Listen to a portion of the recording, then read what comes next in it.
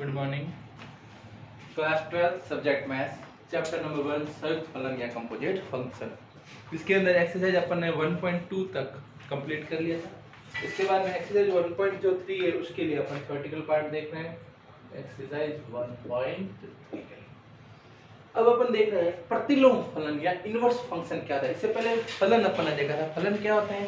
फलन कोई समुच्चय A से लगाकर समुच्चय B में फलन जो होता है उसमें क्या कंडीशन होती है? फलन का प्रत्येक अवयव जो होता है समुच्चय B के किसी अद्वितीय अवयव से जुड़ा होना चाहिए। तो इस तरह की जो संबंध होता है उसको अपन क्या कहते हैं? फलन कहते हैं। और अपन अब देख रहे हैं प्रतिलोम फलन, और उसमें सबसे पहला पॉइंट है एक अवयव का प्रतिलोम, इनवर्स ऑफ एन एलिमेंट। मान लो यदि कोई फलन है f is such that from A to B, एक फलन A है वो किससे डिफाइंड है? समुच्चय A से लगाकर समुच्चय B में। तो इधर अपन एक मैपिंग बनवाते हैं। ये समुच्चय A है और ये समुच्चय क्या है? B। समुच्चय A समुच्चय B। समुच्चय A से B में जो फंक्शन है f is such that from A to B। अब मान लो समुच्चय A के अवयव को अपन A1 A2 A3 से डिनोट कर लो, और इसके अवयवों को मान लो B1 B2 और B3 के अवयव से डिनोट करता हूं। अब मान लो समुच्चय A है, यदि फलन में f of a1 रखने से इस फंक्शन जो f है, f के अंतर्गत a1 का जो इमेज मिल रही है वो क्या मिल रही है? मान लो आपको b1 मिले, f of a1 equal to b1 है, f of a2 equal to मान लो b2 है, और f of a3 है इक्वल टू क्या है? b3। तो फलन f के अंतर्गत a1 है, इसकी इमेज क्या मिल रही है आपको? b1 मिल रही है। इसी f के अंतर्गत a2 की इमेज मिल रही है b2, और a3 की इमेज क्या मिल रही है? b3। ये तो फंक्शन यहां से यहां इस तरह से हुआ। अब यदि मैं कहूं जो f of a1 लिखने से, f of a1 करने से मेरे को क्या मिला? b1 मिला। अब b1 किसके कारण मिला? a1 के मिला। तो b1 जो है वो किसकी प्री इमेज होगी? a1 की। जो f of a1 से तो मिला b, ठीक है, f of a1 से क्या मिला मेरे को? b।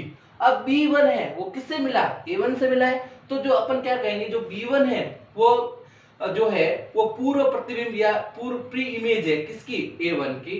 a1 की तो फलन f के अंदर a1 की जो इमेज है वो तो है b1, और b1 की जो प्री इमेज है वो क्या होगी? प्री इमेज वो क्या होगी? a1। तो b1 है, b1 आपको किससे मिला है? f inverse of a1। जो b1 है वो प्री इमेज किसे? पूर्व प्रतिबिंब किसका है? a1 का है। तो यहां से इधर जो एक फलन परिभाषित था, तो अब रिवर्स यदि यहाँ से b से a में देखें तो इसको जो फलन होता है इस फलन को किससे रिप्रेजेंट किया जाता है? f इनवर्स से। यहाँ से यहाँ तो f हुआ, और इधर b to a देखें उसको किससे रिप्रेजेंट किया जाता है? f इनवर्स से। और f इनवर्स के अंदर जब मैं b1 रखा हूं, तो ये तरह f इनवर्स के अंदर b1 रखा हूं, f इनवर्स जो फलन है उसमें मैं b1 रख रहा हूं, तो मेरे को इमेज क्या मिल रही है? a1। वापस देखेंगे f इनवर्स जो है वो f इनवर्स फलन में b1 जो रखता हूं, b1 रखने से मेरे को क्या मिल रहा है? a1। तो b1 की प्री इमेज क्या है? b1 का प्री इमेज क्या है? a1। इसी को अपन क्या कहते हैं? पूर्व प्रतिबिंब या प्रतिलोम कहते हैं। b1 का पूर्व प्रतिबिंब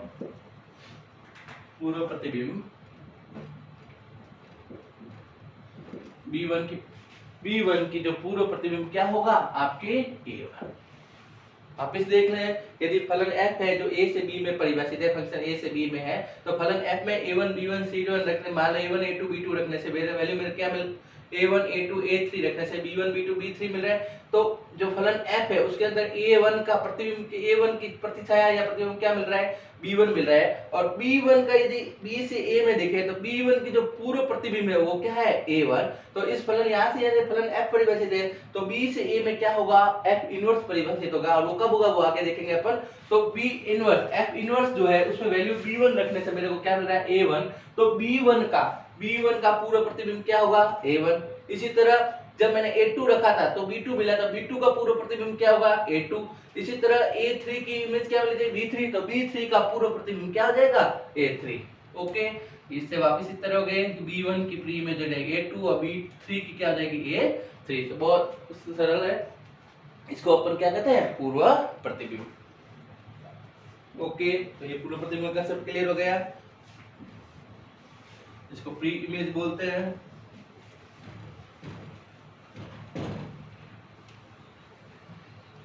अपन ले रहे हैं प्रतिलोम फलन। प्रतिलोम फलन, प्रतिलोम फलन कब परिभाषित होता है देखते हैं। यदि कोई फलन f is such that from a से b है, कोई फलन f है वो किससे परिभाषित है, a से b में, a से b में, ये a है आपका, ये b समुच्चय है और इसे ये फलन f परिभाषित है। अब सबसे पहले जो f की परिभाषा अपन ने क्या दी थी, a1 मान लो a2 और a3 है। For every x belongs to a, समुच्चय a का प्रत्येक जो अवयव है, समुच्चय a का जो प्रत्येक अवयव है उसके लिए अपन को समुच्चय a के प्रत्येक अवयव के लिए क्या मिलेगा, समुच्चय b में अद्वितीय क्या मिलना चाहिए, अद्वितीय अवयव मिलना चाहिए। जैसे मान लो a1 का आंसर क्या आ रहा है, मान लो b1 आ रहा है, a2 का आंसर मान लो b2 आ रहा है और a3 का आंसर क्या आ रहा है, b3। समुच्चय a का कोई भी पीछे नहीं छोड़ना चाहिए। ओके, और बाद में प्रत्येक जो अवयव है उससे कितनी एरो निकलनी चाहिए, एक एरो निकलनी चाहिए। तो इस तरह से जब संबंध होता है तो उसको अपन क्या कहते हैं, फलन कहते हैं। ये तो f हुआ। अब यदि अपन एक परिकल्पना करें, क्या b से भी a में किसी संबंध की कोई अपन जो है फलन ले सकते हैं। b2 b से किसे ले रहे हैं, a में, b से a में। अब यदि b से a में सोचते हैं जो वापिस, तो b से a में सोचने के लिए सबसे पहले तो क्या वापिस यदि फलन है तो फलन है तो b का प्रत्येक अवयव समुच्चय a के किसी अद्वितीय अवयव से जुड़ा होना चाहिए। अब देखो b1 है किससे जुड़ा हुआ है, a1 से, b2 किससे जुड़ा है, a2 से, और b3 किससे जुड़ा है, a3। पूरा फ्री इमेज ले रहे हैं और कोई भी अवयव इसके पीछे नहीं छूटा है। तो सबसे पहले तो यदि यहाँ से यहाँ में यदि अपन किसी फलन को परिभाषित कर रहे हैं तो सबसे पहले ये फलन की डेफिनेशन को होल्ड करना चाहिए। समुच्चय b का प्रत्येक अवयव समुच्चय a के किसी अद्वितीय अवयव से जो है पूर्व प्रतिबिंब के हिसाब से जुड़ा हुआ ना होना चाहिए। तो ही b से a में इसके पूर्व जो है अब प्रतिलोम फलन या इनवर्स फंक्शन की क्या कर सकते हैं, परिकल्पना। और इसके लिए फलन जो f है उसका एक एक की आच्छादक होना आवश्यक है। फलन f का एक एक की आच्छादक 1 1 on 2 1 1 on 2। यदि फंक्शन जो f है अपने आप में 1 1 on 2 है, मतलब एक एक की आच्छादक है, उसी स्थिति में फलन f यदि एक एक की आच्छादक है उसी स्थिति में b से a में एक फलन की परिकल्पना की जा सकती है जिसको अपन f इनवर्स से रिप्रेजेंट किया जाता है। और f inverse is such that from b to a, f inverse कहां से होगा, पूरा जो अपने प्रतिलोम फलन यदि यहां से a से b में फलन f है तो प्रतिलोम फलन क्या किससे होगा, b से a में f इनवर्स। और वो तभी संभव होगा जब फलन जो f है वो क्या है, एक एक की आच्छादक। अब यदि एक एक की आच्छादक है इस तरह से है तो अब इधर b से a में फलन की परिभाषा प्रतिलोम फलन ले सकते हैं। प्रतिलोम फलन क्यों, क्या यदि समुच्चय b का जो प्रत्येक अवयव है, देखो b का प्रत्येक अवयव समुच्चय a के किसी अद्वितीय अवयव से जुड़ा है। b1 का आंसर क्या मिलेगा, a1, b2 का a2 और b3 का a3, इसका कोई भी अवयव पीछे नहीं रहा है और सभी की एक एक की एरो निकल रही है, इसलिए इसका प्रतिलोम फलन संभव है। तो सबसे पहले प्रतिलोम फलन तभी संभव होता है जब दिया गया फलन जो f है वो क्या है, एक एक की आच्छादक। तो ही अपन b से a में एक प्रतिलोम फलन f इनवर्स की परिकल्पना कर सकते हैं जो f inverse such that b to a होगा। और इसमें क्या होगा, f इनवर्स जो b है उससे आंसर क्या मिलेगा आपको, a मिलेगा। For every b belongs to capital B, समुच्चय b का कोई भी अवयव जो ले रहे हैं उसके लिए f इनवर्स और b वापस किस में आ जाएगा, a आ जाएगा। तो a1 के b1 के अकॉर्डिंग तो जैसे इसमें पर्टिकुलर देखें f इनवर्स ऑफ b1 उसका आंसर सब ये a1 मिल रहा है, f इनवर्स ऑफ b2 उसका आंसर a2 मिल रहा है और f इनवर्स ऑफ b3 और उसका आंसर क्या मिल रहा है, a3 मिल रहा है। तो इस तरह सब f इनवर्स जो है वो b से a में है और f इनवर्स ऑफ b क्या मिलेगा, a। और every b belongs to small b belongs to किसके, b के लिए, और जहाँ a क्या है, a belongs to capital of a। तो इस तरह से यदि कोई फलन जो है एक एक की आच्छादक है तो उसका वापस a से b में एक एक की आच्छादक है, b से a में वापस प्रतिलोम फलन f इनवर्स जो होगा, वो जो फलन होगा उसको f इनवर्स ही रिप्रेजेंट करते हैं। और f इनवर्स के लिए ये जो फलन f है उसका 1 1 on 2 या एक एक की आच्छादक होना आवश्यक है। यदि फलन एक एक की आच्छादक है तो उसका f इनवर्स होगा। इस तरह से इसके एलिमेंटों के पूर्ण प्रतिबिंब किससे मिलेंगे, इससे मिलेंगे। तो इस तरह से परिभाषा में ये लिखा होगा यदि फलन f इज सदस्य फ्रॉम a टू b एक एककी आच्छादक फलन है, एककी आ जाइए एग्जांपल में एककी आच्छादक फलन है, तो फलन f का प्रतिलोम फलन f इनवर्स b से a में परिभाषित होने वाला वह फलन है जिसके अंतर्गत प्रत्येक small b belongs to capital B, प्रत्येक अवयव के लिए आपको f इनवर्स ऑफ b क्या मिलेगा, f इनवर्स ऑफ b क्या मिलेगा, a, जहां a किसका एलिमेंट है, जो है f का एलिमेंट है। और यदि इसे क्रमिक युग्मों के रूप में लिखना चाहें,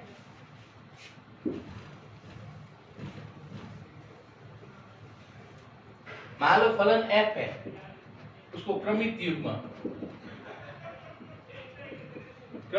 मान लो उसका आंसर मिल रहा है a1 b1 a2 b2 a3 और b3। ये किसका है, f में a1 रखने से b1 मिल रहा है, a2 रखने से b2 मिल रहा है, a3 रखने से क्या मिल रहा है, b3।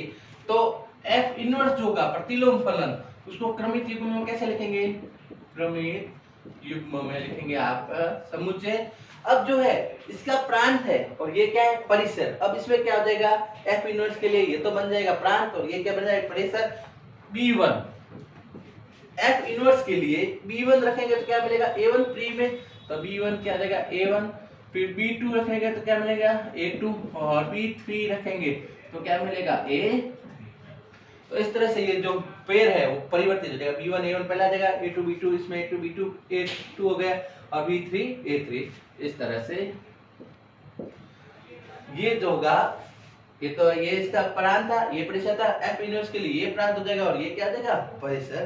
तो इस तरह से अपन क्रमिक युग्म के रूप में रिप्रेजेंट करता है। तो ये क्या हुआ आपका प्रतिलोम फलन। यदि फलन f जो a से b में फलन है, तो यदि फलन f जो है एककी आच्छादक है तो उसका प्रतिलोम फलन f इनवर्स जो होगा वो b से a में एक जो फलन होगा उसको अपन क्या कहेंगे, प्रतिलोम फलन। बहुत सिंपल है, कोई दिक्कत नहीं इसमें।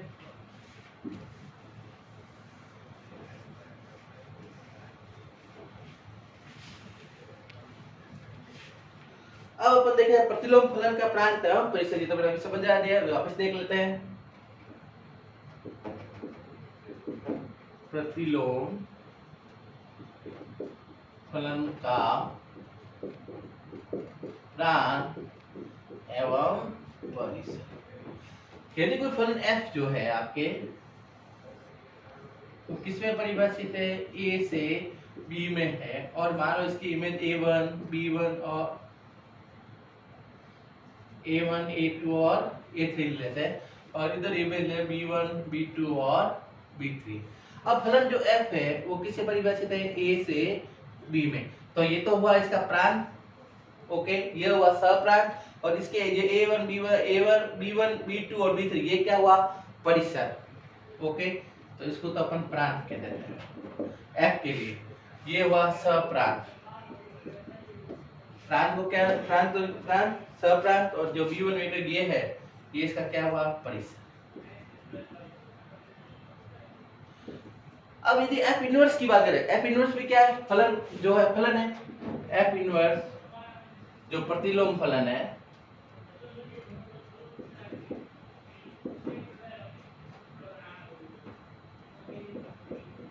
अब प्रतिलोम फलन कहां से कहां पर परिभाषित है, b से a में। f inverse is such that from b to a, जो f इनवर्स है वो b से a में परिभाषित है, तो f इनवर्स के लिए प्रांत क्या होगा, b। प्रांत जो है वो समुच्चय क्या होगा, समुच्चय b होगा। इसका सहप्रांत f इनवर्स के लिए, f इनवर्स का प्रांत, f इनवर्स का सहप्रांत, क्योंकि ये b से a में, तो ये तो प्रांत हुआ, a क्या आ जाएगा, सहप्रांत, समुच्चय a हो जाएगा। और b1 b2 b3 किससे जुड़ा है, a1 a2 a3 से जुड़ा है, तो ये है, ये तीनों मेंबर, ये इसके क्या हो जाएंगे, परिसर या रेंज। f इनवर्स का परिसर या range of the f inverse वो क्या होगा, समुच्चय b के अवयव। तो अपन ने देखा जो इसका प्रांत था, फलन f का प्रांत था, f का प्रांत वो तो f इनवर्स के लिए क्या बन गया, सहप्रांत और परिसर दोनों बन गए। और जो इसके जो सप्रांतीय परिसर थे एफ के, वो इसके लिए क्या बन गए, प्रांत बन गए। तो एफ का प्रांत इक्वल समुच्चय बी एफ इन, ओके, या इसको दूसरे वे से ऐसे भी लिख सकते हैं अपन, एफ इनवर्स का प्रांत, एफ इनवर्स का प्रांत, एफ इनवर्स का प्रांत क्या है ये, जबकि ये क्या है, एफ का परिसर था, एफ का परिसर, एफ इनवर्स जो है उसका प्रांत, ये एलिमेंट है बी जो है एफ इनवर्स का प्रांत है, जबकि एफ के ये क्या था, परिसर था। इसी प्रकार एफ इनवर्स का परिसर, एफ इनवर्स का परिसर, एफ इनवर्स का परिसर क्या होगा, a1 a2 a3 होगा, जो अपने आप में क्या है, फलन जो f है उसका क्या है, प्रांत, तो उसको लिखेंगे f का प्रांत, f का प्रांत, बहुत इजी, कोई दिक्कत नहीं, ठीक है। जो f का प्रांत होता है उसके लिए तो परिसर बन जाता है, और जो f का परिसर है वो उसके लिए क्या बन जाता है, प्रांत बन जाता है।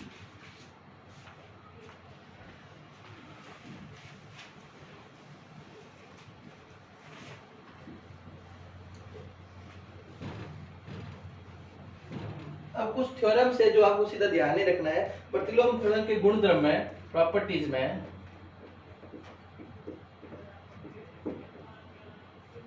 सबसे पहले आपको दे रखा है गुणधर्म फर्स्ट में, एक एक की आच्छादक फलन का प्रतिलोम क्या होता है, अद्वितीयता। यदि कोई फलन है एक एक की आच्छादक है, और जो अपने एग्जांपल लिया था वो एक एक की आच्छादक फलन था, तो उससे यदि फलन f जो है a से b में है तो f इनवर्स किससे होगा, b से a में। अब ये कह रहा है ये एक जो है वो अद्वितीय होगा, एक से ज्यादा प्रतिलोम फलन की अपन कल्पना नहीं कर सकते हैं। ये यदि f है तो जो f इनवर्स होगा, f इनवर्स ये क्या होगा, अद्वितीय,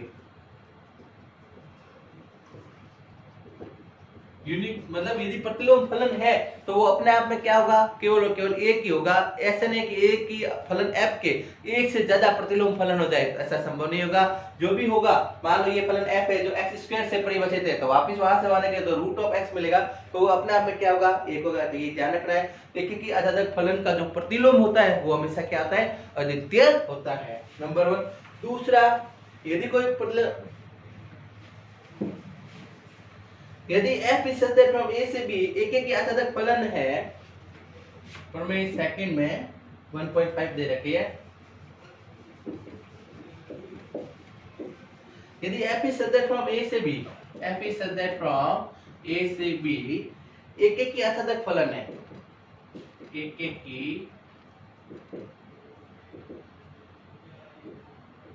1 1 on 2 फलन है, तो f इनवर्स कैसे होगा, b से a में, प्रतिलोम फलन f इनवर्स किससे होगा, b से a में का प्रतिलोम फलन हो, तो f of f inverse, f of f inverse वो क्या होगा, तत्समक फलन ib, और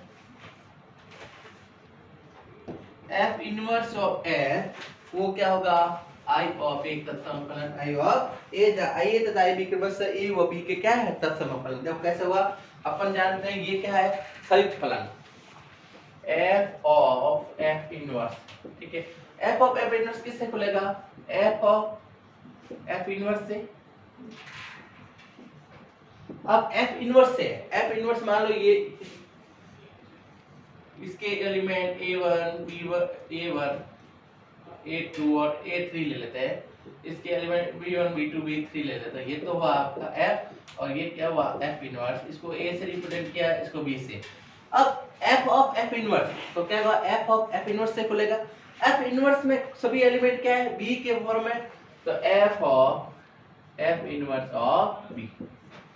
अब यहां से कोई भी एलिमेंट रखेंगे तो आंसर क्या मिलेगा, b1 का आंसर a1 मिलेगा, b2 का a2 मिलेगा, b3 का a3 मिलेगा, मतलब a मिलेगा।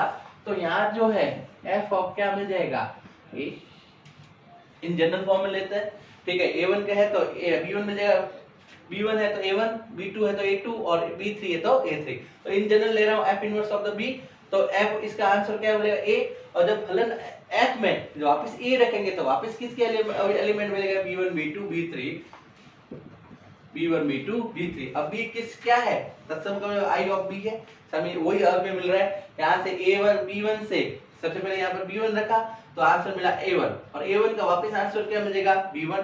तो इस तरह से ये जो आपका आंसर होगा f इनवर्स b जो है वो i ऑफ b मिलेगा। तत्समग्र इसको हटा देते हैं f of f inverse is equal to i of b। यहां से सर होगा b1 का आंसर पहले a1 में जाएगा और a1 का आंसर वापस किस में आ जाएगा b1। इसी तरह f इनवर्स ऑफ f वो किस में खेलेगा f इनवर्स ऑफ f वो होता है f इनवर्स और ब्रैकेट में क्या आ जाएगा f आ जाएगा। अब f ऑफ x यहाँ f ऑफ a रखेंगे तो आंसर किस में जाएगा b1 b2 b3 में।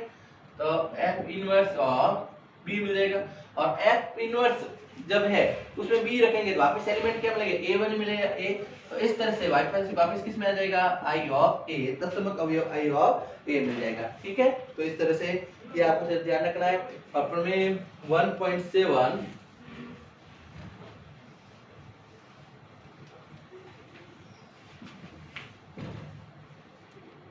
यदि फलन f तथा g दो एक एक की आच्छादक फलन है, एक फलन f है वो भी 1 1 on 2 है और जो फलन g है वो भी क्या है 1 1 on 2। तो संयुक्त फलन GOF परिभाषित हो तो GOF प्रतिलोम फलन विद्यमान होगा। प्रमेय 1.7 यदि फलन f तथा और g दो ऐसे एक एक की आच्छादक फलन है f तथा g एक एक की आच्छादक 1 1 on 2 आपको केवल है फलन f भी 1 1 on 2 है, g भी क्या है 1 1 on 2 और इनके लिए एक संयुक्त फलन GOF संयुक्त फलन GOF ये बोला है परिभाषित है। GOF संयुक्त फलन GOF का क्या है परिभाषित है। तो GOF का प्रतिलोम फलन भी विद्यमान होगा यदि G और F एक एक के आधारक है और उनके लिए संयुक्त फलन GOF यदि GOF परिभाषित है तो GOF GOF का संयुक्त फलन का प्रतिलोम फलन भी विद्यमान होगा। There is the existence of the combined function composite function GOF GOF यदि है तो उसका GOF इनवर्स का भी प्रतिलोम GOF इनवर्स भी क्या होगा GOF GOF का प्रतिलोम फलन भी क्या होगा अस्तित्व में होगा। और वो कैसे होगा ये आपको ध्यान रखना है।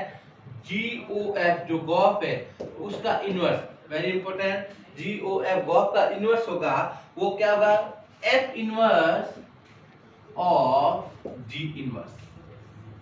वो किस तरह से बोलेगा देखो यहाँ पर GOF GOF है संयुक्त फलन और उसका क्या ले रहा है इनवर्स ले रहे हैं। तो पहले GOF है तो पहले GF आएगा आपके F इनवर्स ऑफ क्या होगा G इनवर्स और ये अपने आप में F इनवर्स ब्रैकेट में G इनवर्स आ जाएगा उस तरह से ओपन करेंगे। तो ये आपको प्रॉपर्टी ध्यान रखनी है। ओके यदि f तथा g अपने आप में एक एक की आच्छादक फलन है तथा उनके लिए संयुक्त फलन GOF GOF यदि परिभाषित है यदि GOF अस्तित्व में होगा तो GOF का इनवर्स जो प्रतिलोम है वो भी क्या होगा अस्तित्व में होगा GOF का इनवर्स। और वो कैसे खुलेगा यदि GOF इनवर्स है तो ये खुलेगा F inverse of G inverse. तो ये इस तरह से जो प्रॉपर्टी है प्रॉपर्टीज के बेस पे अपन जो है सिंपल क्वेश्चन आएंगे वो अपन एक्सरसाइज 1.2 में कंप्लीट करेंगे। सिर्फ प्रॉपर्टीज आपको ध्यान में रखनी है कि किस तरह से प्रॉपर्टी अपन लिखेंगे और इसमें सिर्फ ये प्रॉपर्टी जो है इनवर्स का कैसे खुलती है ये वेरी इंपॉर्टेंट है वो ध्यान रखना है। बाकी प्रतिलोम फलन के क्वेश्चन जो है अपन अगले लेक्चर में देखेंगे। Okay thank you.